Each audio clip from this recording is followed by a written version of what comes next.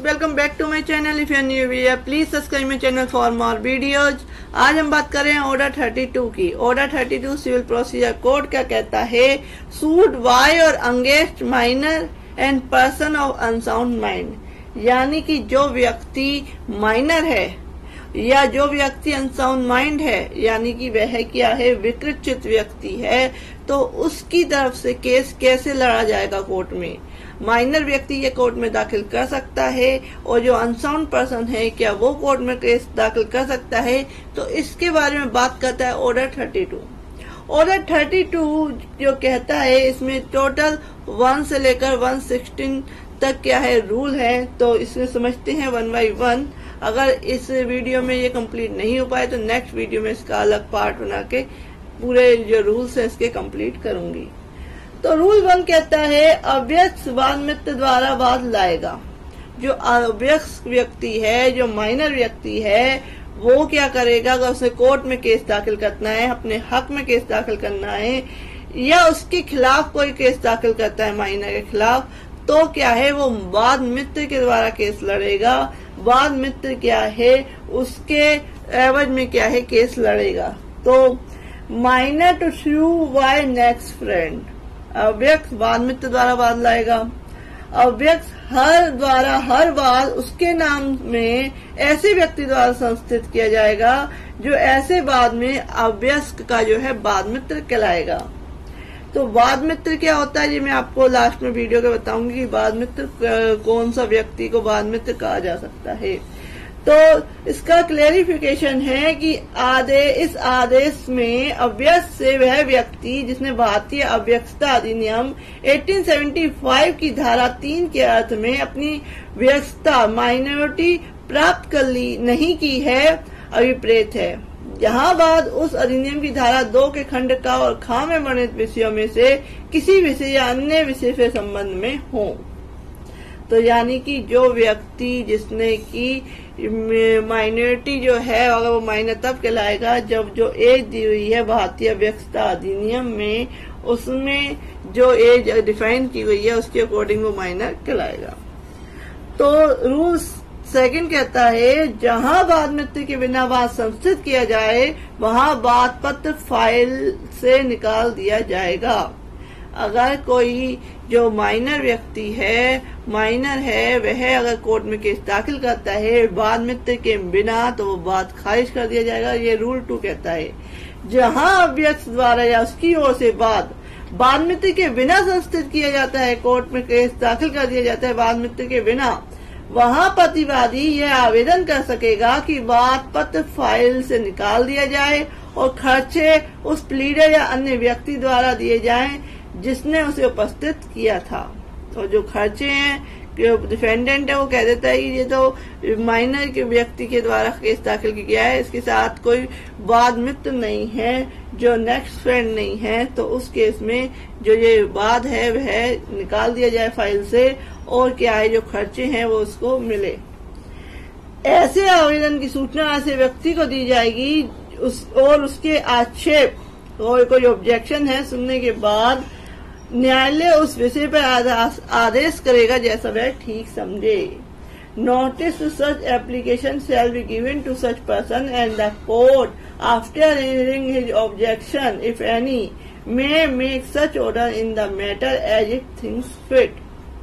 इसमें है rule 2A। Rule 2A क्या कहता है? रूल 2A कहता है वाद मित्र द्वारा प्रतिभूति का तब दिया जाना जब इस प्रकार आशिष्ट किया जाए। Security to be finished by next friend when so ordered. जहां अव्यक्त की ओर से उसके वाद मित्र द्वारा वाद संस्थित किया जाता है, वहां न्यायालय वाद के किसी भी प्रक्रम में या स्वयं प्रेरणा से, खुद के अपने विचार से या किसी प्रतिवादी के आवेदन पर और ऐसे कारणों से जो लिखे जाएं, वाद मित्र को यह आदेश दे सकेगा कि प्रतिवादी द्वारा उपगत या उपगत किए जाने वाले संभाव्य सभी खर्चों के संदाय के लिए प्रतिभूति दे। जो प्रतिवादी द्वारा कोई खर्चे किए जा रहे हैं, वाद मित्र कोर्ट में केस दाखिल कर रहा है, तो वो खर्चे क्या है दे, अगर किसी तरह का आवेदन को किया जाता है तो।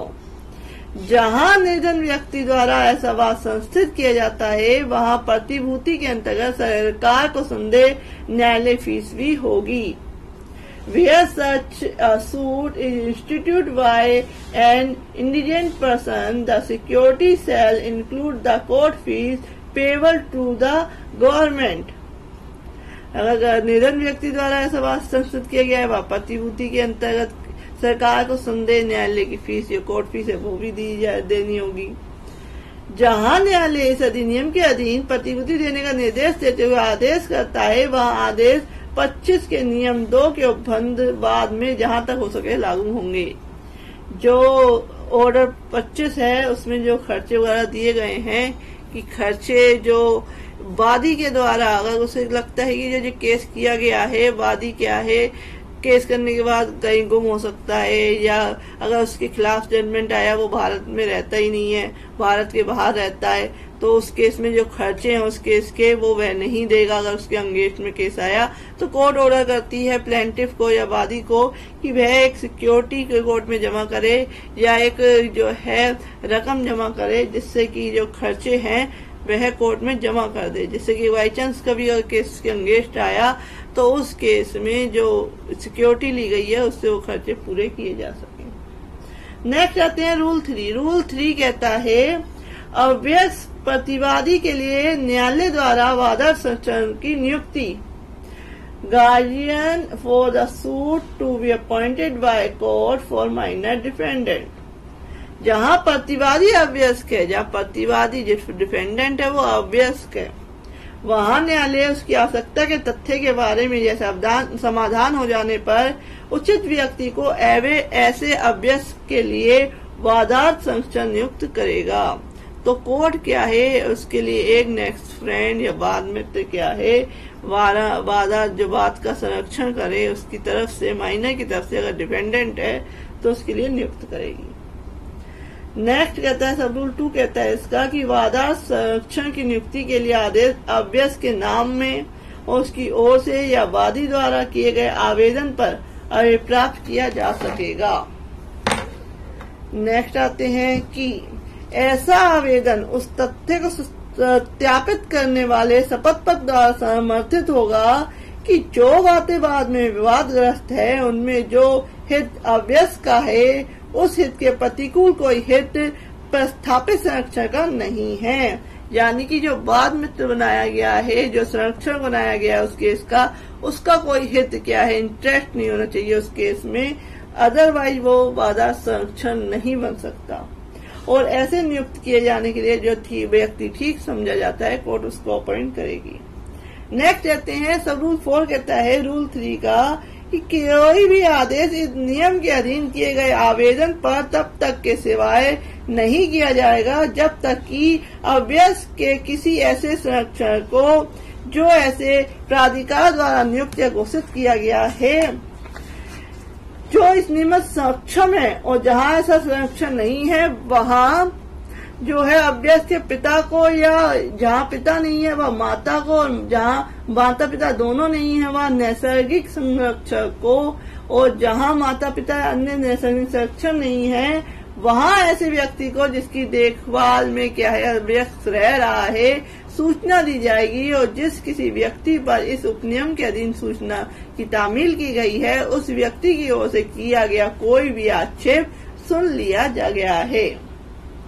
नेक्स्ट आते हैं सब रूल 4। सब रूल 4 कहता है रूल 3 का कि यदि न्यायालय किसी मामले में ठीक समझे तो वह अभ्यस्त को भी उपनियम 4 के अधीन सूचना दे सकेगा।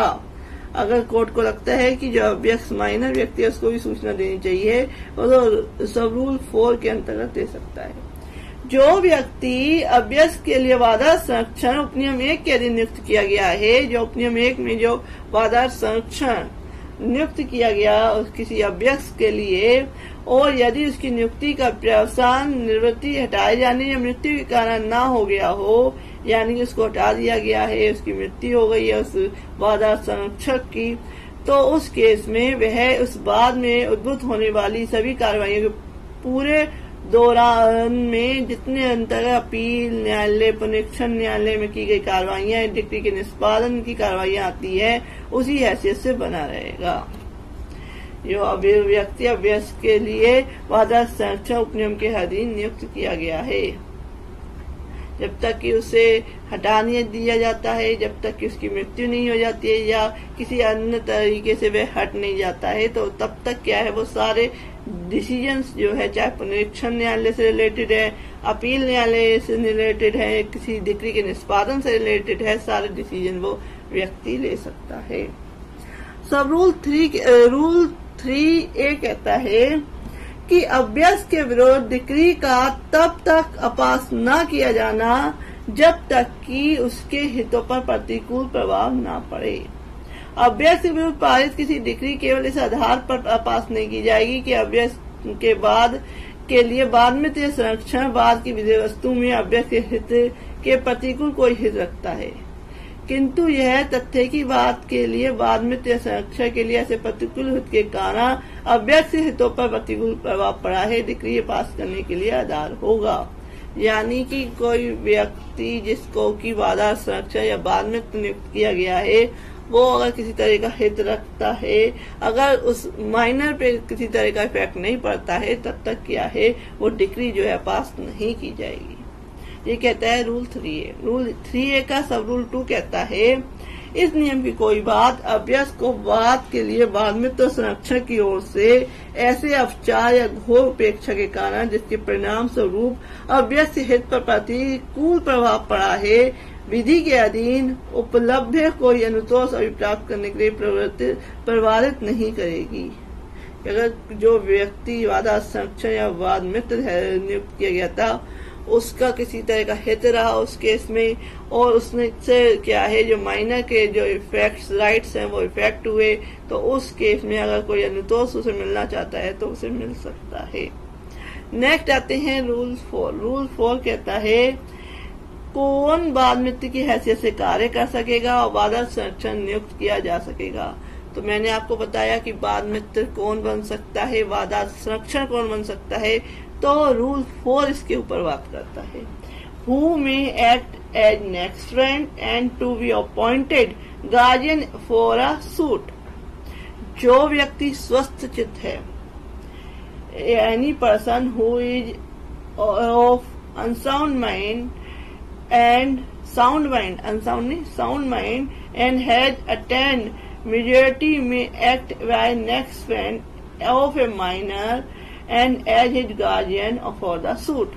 जो व्यक्ति स्वस्थ चित्त है, अनसाउंड माइंड नहीं है, वयस्क है, माइनर है और अवयस्क के बाद में वादा संरक्षण की हैसियत से कार्य कर सकेगा, परंतु यह तब जबकि ऐसे व्यक्ति का हित अभ्यस्त के हित के प्रतिकूल न हो। लेकिन ऐसा तब जो व्यक्ति है उसके हित के प्रतिकूल ना हो और बाद मित्र की दशा में वह प्रतिवादी ना हो, यानी कि वह बाद मित्र है और वह डिफेंडर नहीं होना चाहिए। तो इस तरीके से क्या है, ऐसा व्यक्ति क्या है वादा संरक्षण की दिशा में काम कर सकता है, और वादा संरक्षक के रूप में वो वादी नहीं होना चाहिए, यानी वो प्रतिवादी भी नहीं होना चाहिए जो वादा संरक्षण या वाद मित्र बनना है। और वो व्यक्ति क्या है, वादा जो है वादी भी नहीं होना चाहिए, उस केस में प्लेंटिफ भी नहीं होना चाहिए, तो वह व्यक्ति वादा संरक्षक या वाद मित्र बन सकता है।